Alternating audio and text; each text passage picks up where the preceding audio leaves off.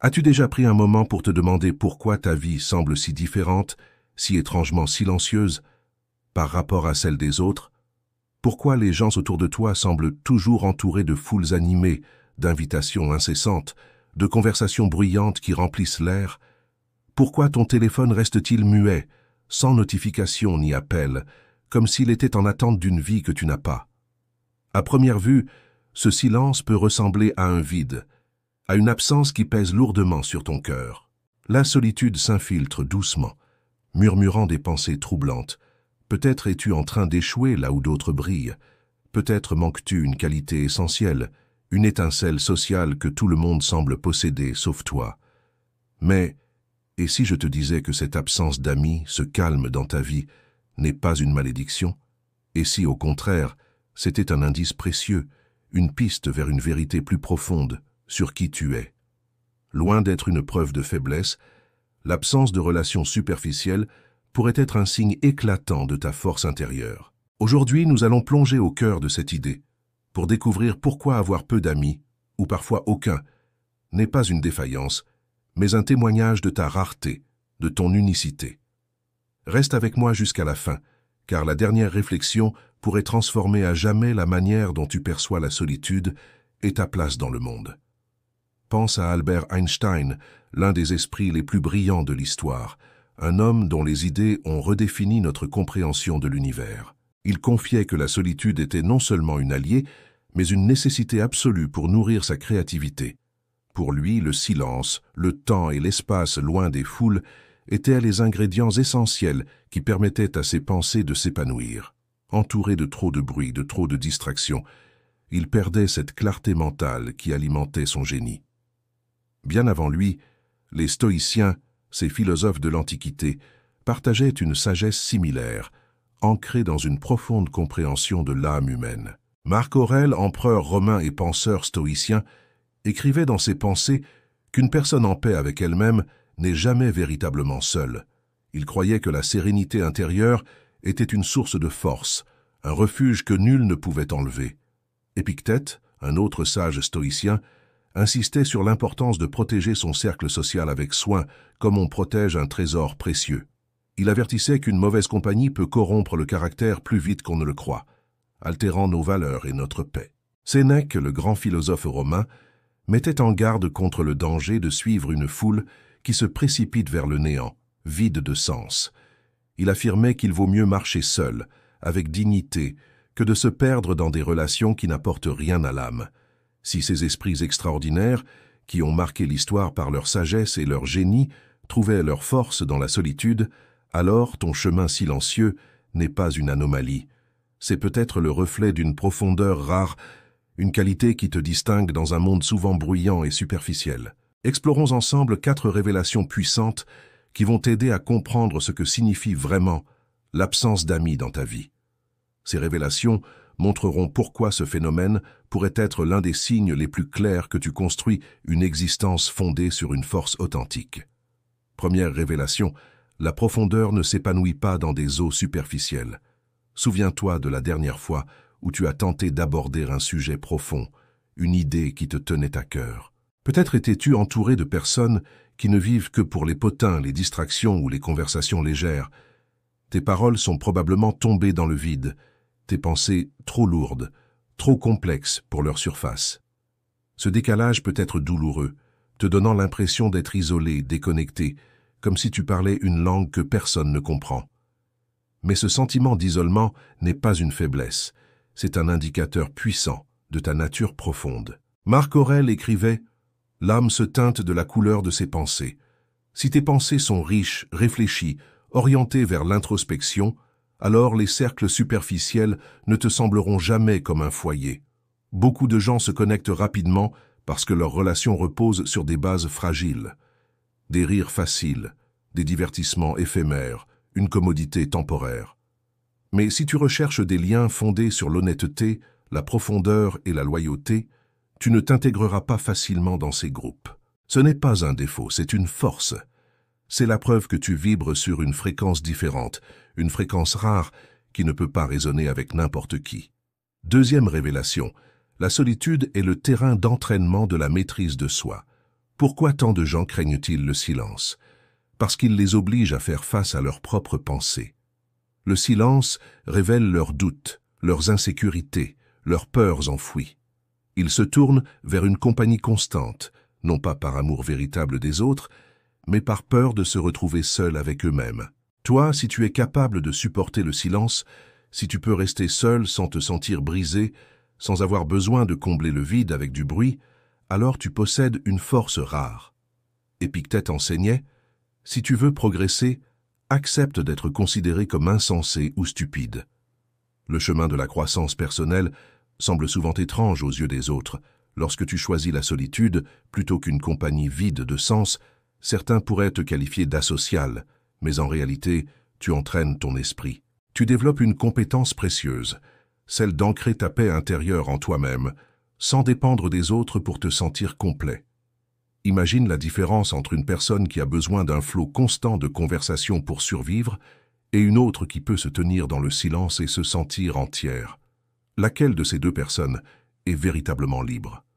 La solitude n'est pas une punition, c'est une pratique, un espace où tu forges ton caractère et ta résilience. Troisième révélation, la qualité l'emporte toujours sur la quantité. Visualise deux scènes distinctes. À une table, 20 personnes parlent fort, rient à des blagues à moitié sincères, partagent des moments qui s'évanouissent aussi vite qu'ils sont apparus. À une autre table, il n'y a qu'une seule personne, mais chaque mot échangé est chargé de vérité. Chaque silence est empreint de sécurité et de confiance. À quelle table préférerais-tu t'asseoir?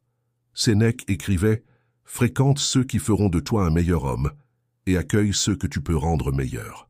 La valeur d'une amitié ne se mesure pas au nombre de personnes dans ton cercle, mais à la nourriture qu'elles apportent à ton âme. Un seul compagnon loyal avec qui tu peux être pleinement toi-même vaut infiniment plus qu'une centaine de connaissances superficielles. Si ta vie semble calme en ce moment, si ta liste de contacts est courte, ne vois pas cela comme un vide à combler. Vois cela comme une filtration, un choix conscient de préserver ton énergie pour des relations qui ont du sens, des racines, une profondeur. Tu refuses de vendre ton temps et ton cœur à bas prix, et cela témoigne de la valeur que tu accordes à ton propre espace intérieur.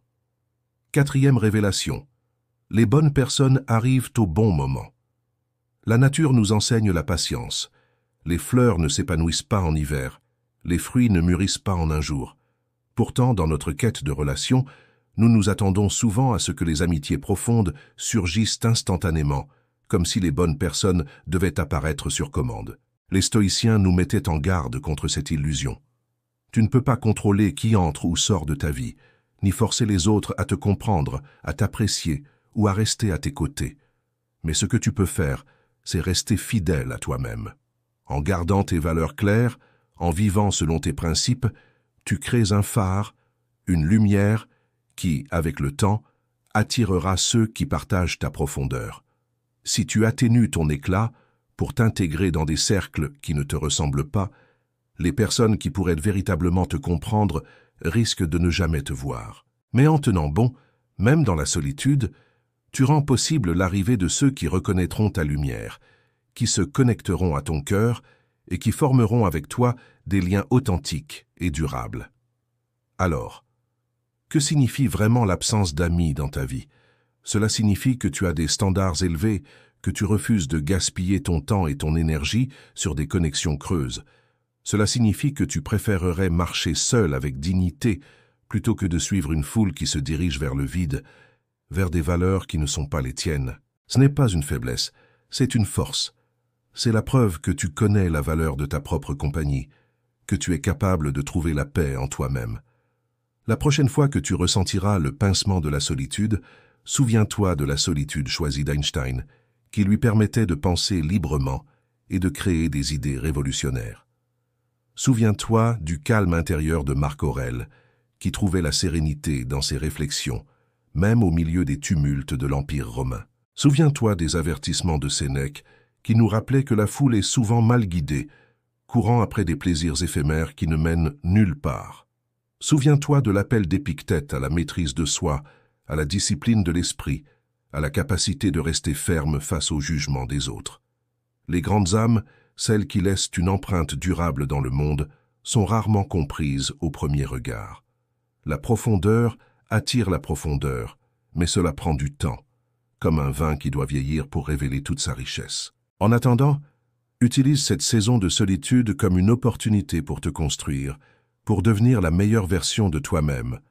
Renforce ton corps à travers l'exercice, la discipline, une attention portée à ta santé physique. Élargis ton esprit en explorant de nouvelles idées, en lisant des livres qui te challengent, en apprenant sans cesse.